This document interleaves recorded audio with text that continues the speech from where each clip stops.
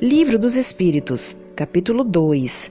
Lei de adoração, politeísmo. Porque o politeísmo é uma das crenças mais antigas e mais divulgadas, embora falsa. O pensamento de um Deus único não poderia ser no homem senão o resultado do desenvolvimento de suas ideias.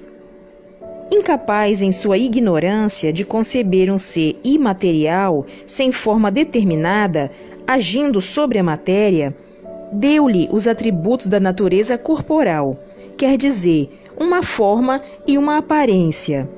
E desde então, tudo que lhe parecia ultrapassar as proporções da inteligência vulgar era para ele uma divindade. Tudo o que não compreendia devia ser obra de uma força sobrenatural, e daí a crença em tantas potências distintas, da qual via os efeitos. Não havia senão um passo. Mas em todos os tempos houve homens esclarecidos que compreenderam a impossibilidade dessa multidão de poderes para governar o mundo, sem uma direção superior, e se elevaram ao pensamento de um Deus único. Os fenômenos espíritas, tendo se produzido em todos os tempos e sendo conhecidos desde as primeiras idades do mundo, não fizeram crer na pluralidade dos deuses? Sem dúvida, porque os homens, chamando Deus tudo o que era sobre-humano, os espíritos eram deuses para eles. E é por isso que quando um homem se distinguia entre todos os outros por suas ações, seu gênio ou por um poder oculto, incompreendido pelo vulgo, faziam-no um Deus e se lhe rendia um culto depois de sua morte. A palavra Deus, entre os antigos, tinha uma acepção muito extensa. Não era como em nossos dias, uma personificação do Senhor da natureza. Era uma qualificação genérica, dada a todo ser colocado fora das condições de humanidade. Ora, as manifestações espíritas, revelando-lhes a existência de seres incorpóreos, agindo como potências da natureza, eles os chamaram deuses, como nós os chamamos espíritos. É uma simples questão de palavras, com a diferença de que na sua ignorância, mantida de propósito por aqueles que nisso tinham interesse, eles lhe elevaram templos e altares muito lucrativos, enquanto que para nós, eles são simples criaturas como nós, mais ou menos perfeitas e despojadas do seu envoltório terrestre. Se estuda os diversos atributos das divindades pagãs, reconhece-se sem dificuldade todos os atributos dos nossos espíritos. Em todos os graus da escala espírita, seu estado físico nos mundos superiores, todas as propriedades do perispírito e o papel que eles desempenham nas coisas da terra. O cristianismo, vindo clarear o mundo com sua luz divina, não podia destruir uma coisa que está na natureza, mas orientou a adoração para aquele a quem ela cabia. Quanto aos espíritos, sua lembrança está perpetuada sob diversos nomes, segundo os povos e suas manifestações, que não cessaram jamais. Foram diversamente interpretadas e frequentemente exploradas, sob o domínio do mistério. Enquanto que a religião aí viu fenômenos miraculosos, os incrédulos viram embustes. Hoje, graças a estudos mais sérios feitos com mais luz, o espiritismo, liberto de ideias supersticiosas que o obscureceram através dos séculos, nos revela um dos maiores e mais sublimes princípios da natureza. Sacrifícios. O uso de sacrifícios humanos remonta à mais alta antiguidade. Como o homem pôde ser levado a crer que semelhantes coisas pudessem ser agradáveis a Deus? Primeiro, porque eles não compreendiam Deus como sendo a fonte da bondade. Entre os povos primitivos, a matéria vence sobre o espírito. Eles se abandonam aos instintos da brutalidade, e é por isso que são geralmente cruéis, porque o senso moral não está ainda desenvolvido entre eles. Depois, os homens primitivos deviam crer naturalmente que uma criatura animada tinha muito mais valor aos olhos de Deus que um corpo material. Foi isso que os levou a imolar primeiro os animais e mais tarde os homens, visto que, segundo suas crenças falsas, eles pensavam que o valor do sacrifício estava em relação com a importância da vítima. Na vida material, tal como a praticais geralmente, Se ofereceis um presente a alguém, o escolheis sempre de um valor tanto maior quanto quereis testemunhar mais amizade e consideração à pessoa. Devia ocorrer o mesmo com os homens ignorantes em relação a Deus. Assim, os sacrifícios de animais precederam os sacrifícios humanos? Não há dúvida quanto a isso. Segundo essa explicação, os sacrifícios humanos não se originaram de um sentimento de crueldade? Não, mas de uma ideia falsa de ser agradável a Deus. Vede Abraão.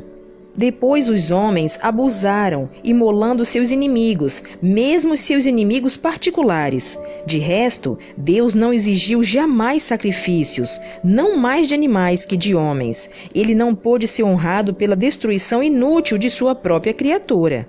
Os sacrifícios humanos, feitos com uma intenção piedosa, foram alguma vez agradáveis a Deus? Não, jamais, mas Deus julga a intenção. Os homens, sendo ignorantes, poderiam crer que faziam um ato louvável imolando um de seus semelhantes. Nesse caso, a Deus não interessava senão o pensamento e não o fato. Melhorando-se, os homens deviam reconhecer seus erros e reprovar esses sacrifícios que não deviam mais entrar na ideia de espíritos esclarecidos. Eu digo esclarecidos porque os espíritos estavam então envolvidos por um véu material. Mas pelo livre-arbítrio, eles poderiam ter uma percepção de sua origem e de seu fim, e muitos compreendiam já, por intuição, o mal que faziam, embora não o fizessem menos para satisfazerem suas paixões. Que devemos pensar das guerras santas? O sentimento que leva os povos fanáticos a exterminarem o mais possível para serem agradáveis a Deus, aqueles que não compartilham de suas crenças, parecia ter a mesma origem que aquele que os excitava outrora ao sacrifício dos seus semelhantes. Eles estão possuídos pelos maus espíritos e, guerreando com seus semelhantes, vão contra a vontade de Deus, que disse que se deve amar seu irmão como a si mesmos. Todas as religiões, ou antes, todos os povos, adoram um mesmo Deus, tem a ele um nome ou outro nome. Como provocar uma guerra de extermínio porque a religião de um é diferente ou não alcançou ainda o progresso dos povos esclarecidos? Os povos são excusáveis de não crerem na palavra daquele que estava animado pelo Espírito de Deus e enviado por ele, sobretudo quando não viram e não testemunharam seus atos. Como quereis que eles creiam nessa palavra de paz quando ides dá-la de espada em punho? Eles devem se esclarecer e devemos procurar fazer-lhes conhecer sua doutrina pela persuasão e pela doçura, e não pela força e pelo sangue. Na maioria das vezes, não acreditais nas comunicações que temos com certos mortais. Por que quereríeis que estranhos crescem em vossa palavra quando vossos atos desmentem a doutrina que pregais? A oferenda que se faz a Deus, de frutos da terra, tem mais mérito aos seus olhos que o sacrifício de animais? Eu já vos respondi, dizendo que Deus julgava a intenção e que o fato tinha pouca importância para ele. Seria evidentemente mais agradável a Deus ver oferecer os frutos da terra que o sangue das vítimas. Como já vô-lo dissemos, e o repetimos sempre, a prece dita do fundo do coração é 100 vezes mais agradável a Deus que todas as oferendas que podereis fazer-lhe. Repito que a intenção é tudo e o fato nada. Não seria um meio de tornar essas oferendas mais agradáveis a Deus, consagrando-as ao alívio daqueles a quem falta o necessário e, nesse caso, o sacrifício dos animais, feito com um fim útil, não seria meritório, embora tivesse sido abusivo quando não servia para nada, ou não aproveitava senão as pessoas que de nada precisavam?